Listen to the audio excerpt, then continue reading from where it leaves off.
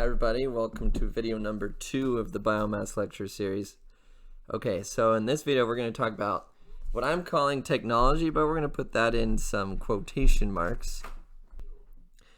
Really what we're going to talk about is crops and the types of biomass that we use, and then we'll talk a little bit about processes we use to break those down into usable, what's the word I'm looking for? A convenient way of using that biomass to extract its energy. Okay, so we're going to start by talking about two types of biomass, the main two types we utilize. The first we'll call energy crops. These are crops grown specifically to extract their energy. That is their main purpose. Then there is waste, or the residues of other crops or animal waste that we can get energy from. All right, so let's talk first about energy crops. There's a few different methods we can use to get energy crops. So let's talk about short rotation forestry. Short rotation forestry is when we, plant woody plants, so trees, really close, plant them really dense, and then they just cut those trees about once every 3 years. But they leave the roots intact so that plants grow back. So here, this is a short rotation forestry of willow, one of the two most popular trees, the other being eucalyptus. So you see they let this willow tree grow up, and after 3 years, once it's accumulated enough mass, I'm sure there's some science behind exactly when to cut it, then they just come through and cut all of these down, straight down to the roots, and use that as wood chips. Okay, so that's short rotation forestry using woody crops. There's also C4 crops. In the last lecture we talked about C4 crops and how they use photosynthesis more efficiently. They don't participate in photorespiration, which reduces their overall photosynthetic efficiency. And so these crops are better because they utilize the sunlight more. You've probably heard of many of these, things like sugarcane or corn, ultimately are turned into biofuel.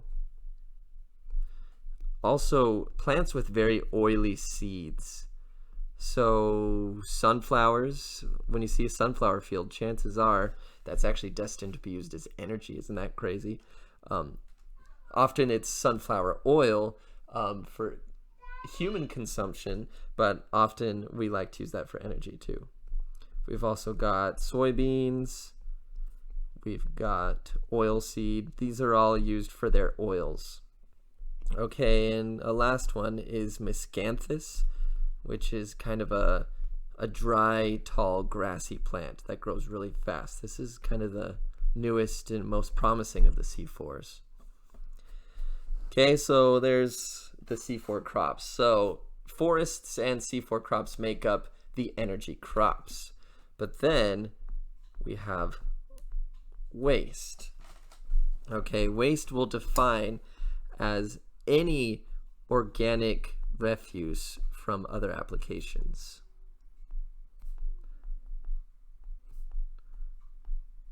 Okay, so going back to forests, there could be some wood residue, maybe from forestry when people are clear cutting wood or thinning out a forest.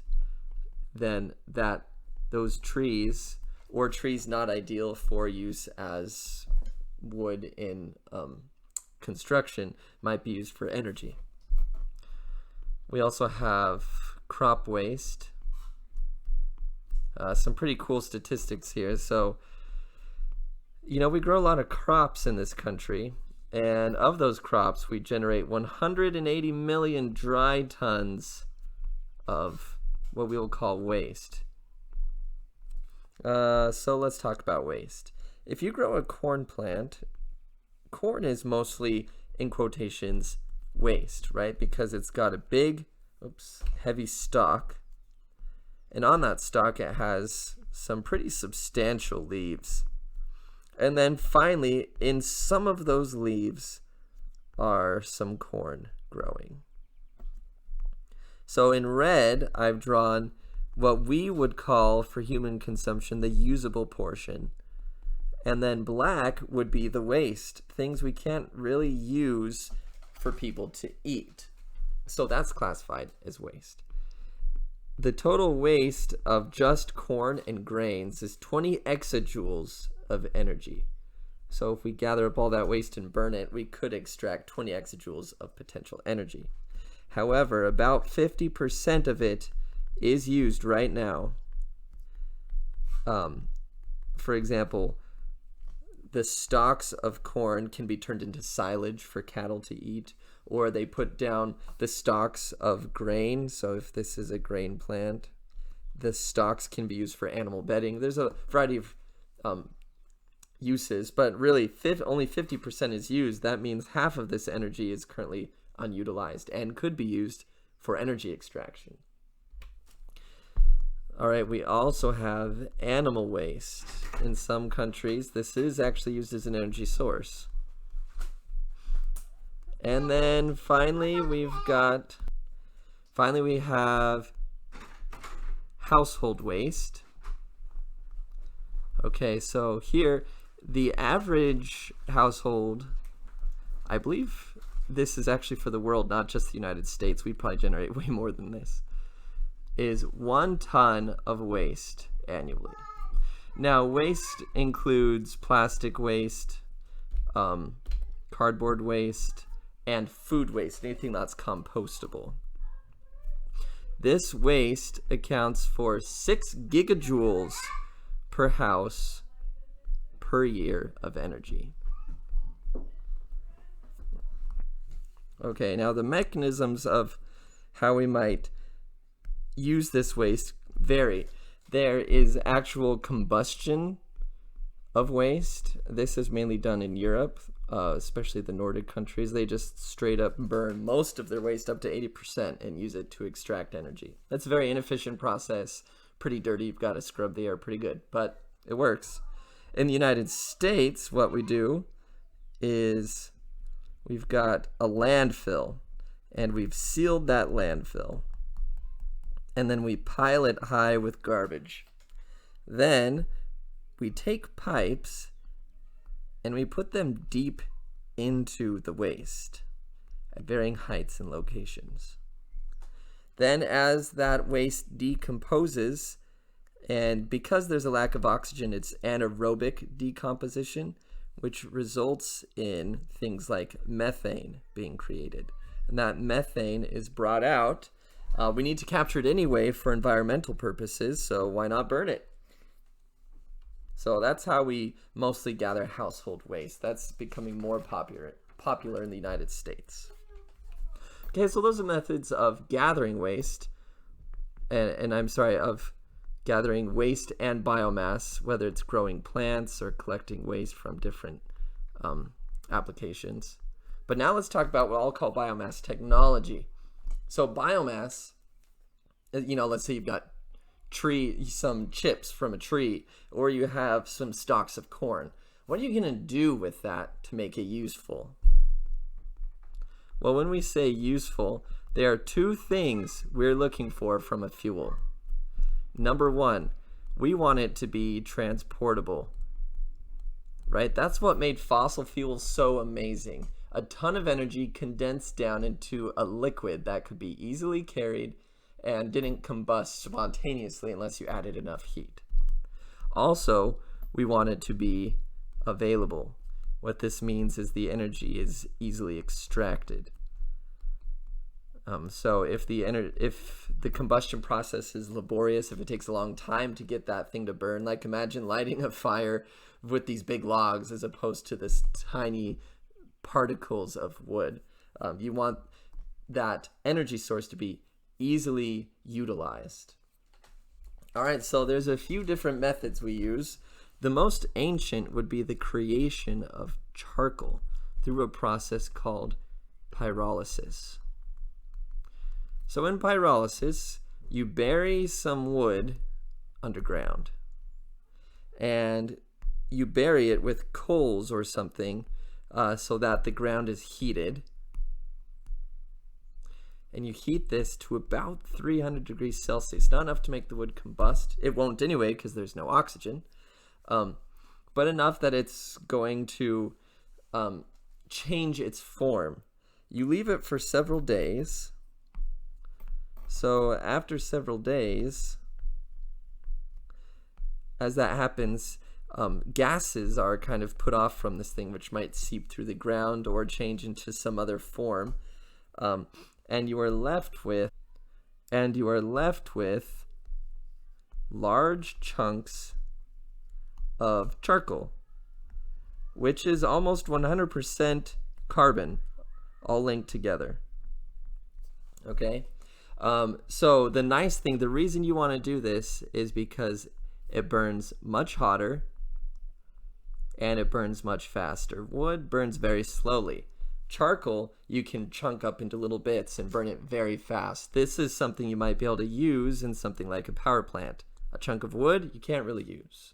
However, there is a catch. You have lost about 75% of the total energy that was found in the wood. As you heated it, you decomposed this fuel, causing a lot of it to come off as volatile compounds, leaving just the remainder, the charcoal. This is, just like a natural process, like photosynthesis, which is very inefficient. This is inefficient but useful because we need to access that energy in a useful way. There are better ways. You can generate gaseous fuel, so fuel in a gas form. This is possible through a variety of methods, the most popular being anaerobic digestion. We've kind of talked about this already with household waste. So in those the waste sites, we have bacteria, and they are turning organic material into gas. And the phrase anaerobic means that there is no oxygen. So when oxygen is missing. That's why when we bury trash under the earth and put those pipes in there, right, then we can extract that energy. Okay, and that gas is about 50 to 75% methane. This is also what happens in a cow's stomach, anaerobic digestion. All right, we also have the process of gasification. In gasification, we heat our organic matter. So we heat our organic matter at a very high pressure in a steam environment. So we put it, kind of saturate it with steam, and that steam actually picks up the volatile compounds. This is the opposite of pyrolysis. We're doing the same thing, but now instead of capturing the leftover solid fuel, we capture the volatile compounds being emitted, trap it with steam that's flowing over, and then use that now steam, which has fuel in it, to generate gaseous fuel. We also have liquid fuel. Okay, so the key to getting any liquid fuel from a biomass is to first generate syngas, which is a mixture of carbon monoxide, hydrogen, carbon dioxide, methane, and H2O. With syngas, you can generate most other liquid fuels, and it's produced through a variety of methods. something else we do is fermentation, right? So this is again anaerobic digestion. But specifically of glucose, sugar. And when we allow that to happen, we get ethanol, which I'm sure all of you have heard of because that is alcohol. Okay, we then distill the fermented products in order to extract pure ethanol. Pure ethanol is not used really anywhere as energy. We blend it with other energy carriers, specifically petroleum. Finally, we actually have vegetable oils. So some things, especially the oily seeds we talked about, generate oil already, and we just combine those oils with diesel and we get biodiesel. Okay, in this table right here at the top of the slide, I show the raw material and then how many liters per ton we're going to get out of that material. This just kind of helps to see what sort of efficiency we get, right? So it's low for sugarcane. The highest is corn stalks, but still 360 liters for a ton of material isn't very much. This is not a very efficient process. We're still losing a lot of energy here. But it's important because, again, we are trying to get fuel that is transportable and available. You can't stick chunks of wood in your car and make it go. You need ethanol. And the only way to get there is with this basic fermentation process, which is inefficient but cheap. Okay, that's it for our technology and how we're going to utilize our biomass. For our last video, we're going to talk about utilization in Europe, the United States, and the world.